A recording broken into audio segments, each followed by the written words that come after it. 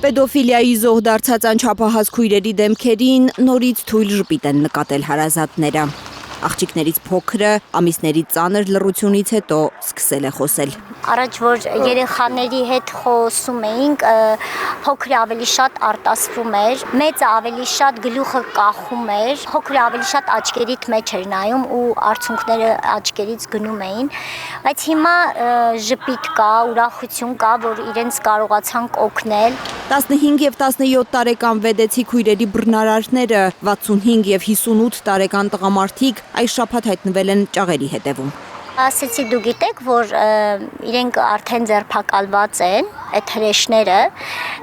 դու գիտեք, որ դուք հաղթել եք ձեր խոսալով։ Ենթադրյալ պետոֆիլներին կալանավորելու որոշումները Արտաշատի դատարանը կայացրել է մայիսի 7-ին։ Տաքսիստ Դավիթը ու նրա հարևան Արթուրը մեղադրվում են խոցելի վիճակում գտնվող անչափահասների նկատմամբ սեքսուալ բնույթի բռնի գործողություններ անելու համար։ Մանկապղծության սկանդալի երրորդ հերոսի 39-ամյա Վարդգեսի նկատմամբ ևս քրեական հետապնդում է հարուցվել, բայց ավելի մեղմ հոդվածով անառակաբարո արարք կատարելը։ Ընտանիքի բարերար ներկայացած երիտասարդը հայլուրի տեսախցիկի առաջ խոստովանել է, որ հնարավոր է շուրթը պատահաբար հպած լինի դեռահաս աղջիկների շուրթերի եզրին։ Ասենք դուրսը պաչեմ դեմքը թեքի հատվածը պատոշի հատվածը պաչեմ, ինքը մտածի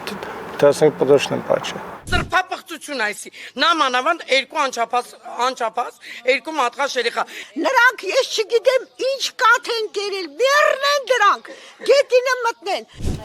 Փետրվարից հետ դպրոցից տուն ճանապարհը երեխաների համար մղձավանջային դարձել։ Աղջիկների բարեկամուհին պատմում է, պետոֆիլիայի համար մեղադրվող 65-ամյա տաքսիստը, որը մոտ է եղել ընտանիքի հետ, իմանալով երբ են ավարտվում երեխաների դասերը, այնքան է սպասել փողոցի անկյունում, մինչև նրանք դուրս գան դպրոցից։ Առաջարկել է նախ քույրերից մեկին, հետո նաև մյուսին մեքենայով տուն տանել։ Բայց դեռահաս աղջիկներին տարբեր օրերի առանձին ուրիշ ուղղությամբ է տարել։ Հասցրել է ամայի տարածք, որտեղ էլ բավարարել է սեռական կարիքները։ Եկել է երեխաներին վերցրել է, տանեմ տուն ձեզ։ Ես գնում եմ ձեր տուն, եկեք ձեզ տուն տանեմ։ Տարել է երեխաներին ու ոչ թե տուն է տարել, այլ տարել է ուրիշ կողմ։ Իր ուզած կողմը, գերեզմանների տարածք և եկեղեցու տարածք, դա ընկնում է դեմ դիմաց, այդ տարածքը տենց ամայի ինքը տարածք է, էլի, մարդիկ չեն բնակվում ընդեղ։ Բարեկամուհու պատմելով պատահել է, որ երկու քույրերին 65-ամյա տղամարդը միասին է տարել հանցանքի վայր և հնարավոր է փոքր քույրը ականատես է եղել քրոջ հանդեպ սեռական բռնությանը։ Մեկ անգամ էլ երկուսի իրար հետ է վերցրել, ինչ-որ փոքրերից մեկին իջացրել է, և մեծի հետ, ասել է ես մեծի հետ խոսելու բան ունեմ, մի հատ խոսեմ ու գնանք տուն։ Զարմացել է փոքր աղջիկը, ինչու են քրոջ ու իր հետ տեղի ունենում բաներ, որոնք պետք է հարսի շոր հագնելուց հետո լինեին։ Ասում էր, ես գիտեմ, որ պետք է հարսի շոր հագնենք, պետք է այդ բանը լիներ հարսի շորից հետո։ Մանկապղծության առաջին կասկածները վեդիումի հայտ են եկել ապրիլին, երբ դպրոցի տարածքում նկատել են մեկ ուրիշ տղամարդու, այսօր կալանավորված 58-ամյա Արթուրին։ Դպրոցի աշխատողները տեսել են, որ մի հասուն տղամարդ 17-ամյա աղջկան ուժով փորձում է նստեցնել մեքենան։ Ահազանգել են ոստիկանություն, տղամարդուն ձերբակալել են, ապա ազատ արձակել։ Մեծին եկել է ինչ-որ քաշքշել է, դպրոցի աշխատողները տեսել են իրենց, քաշքշելու ժամանակ այդ դպրոցի տարածքից ուզեցել է նստացնել մեքենան, մեծը չի ուզեցել նստի, այդ ժամանակ տեսել են ու զանգահարել են ինչ-որ ոստիկանություն։ Ենթադրյալ պետոֆիլները կալանավորվելուց 2 օր առաջ մայիսի 5-ին որպես վկա առերեսվել են սեռական բռնության զոհ 17-ամյա աշակերտուհու հետ։ Ենթադրյալ մանկապիղծները պնդել են, որ սեռական բռնության չեն ենթարկել քույրերին։ Բայց հետաքրքիր է, որ իրանք չեն հերքում, որ երեխեքին տարել են, բերել են, բայց որպես ինչ են տարել, բերել, երեզմանոց են տարել, դպրոց են տարել, բերել։ Զոհի և բռնարարների առերեսման գիշերը Վեդեի քննչականի շենքի մոտ քույրերի բարեկամուհիներից մեկի նյարդերը տեղի են տվել։ Տականք, թաղեմ քեզ բղավելով նա հարձակվել է մանկապղծության գործով ապրիլին ձերբակալված ու ազատ արձակված 58-ամյա տղամարդու վրա։ Ժոր դուրս եկեք մեկ։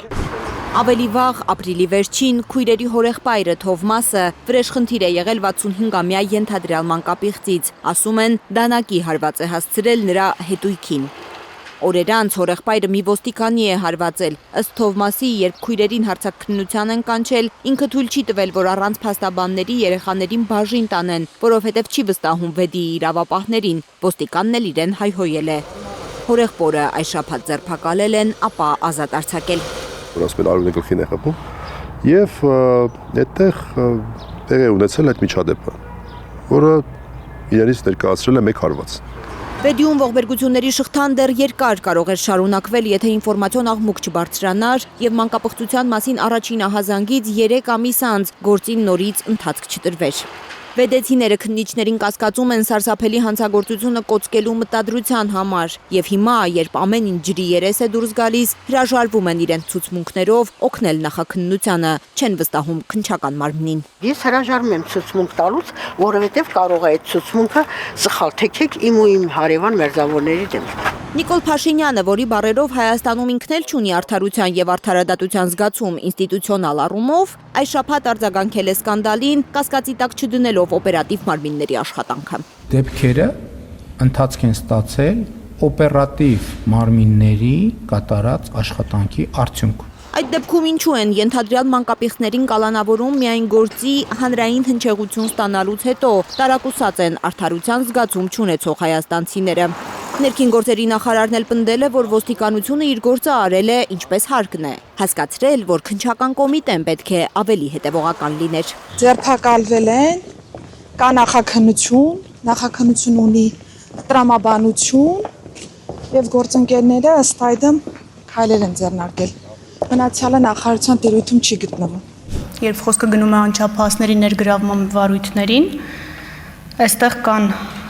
նրբություններ, որոնք պահանջում են ժամանակ։ Անչափահասների ներգրավման վարույթների նրբությունների պատճառով են ամիսներ շարունակ ազատության մեջ եղել մանկապղծության համար կասկածվող տղամարդիկ ու ոստիկանություն ահազանգից հետո էլ շարունակել իրենց զազրելի արարքները։ Դատախազի արդարացումները քաղաքացիները չեն հասկանում։ Նմանատիպ վարույթներով մենք հրապարակային չենք գործում։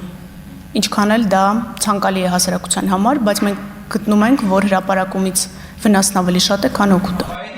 Քննչական կոմիտեի ղեկավարն էլ է հորդորել զգույշ լինել, որ այսպիսի պատմությունների ժամանակ չոտնահարվի երեխայի լավագույն շահը։ Մենք պետք է առավելագույնս զգույշ լինենք եւ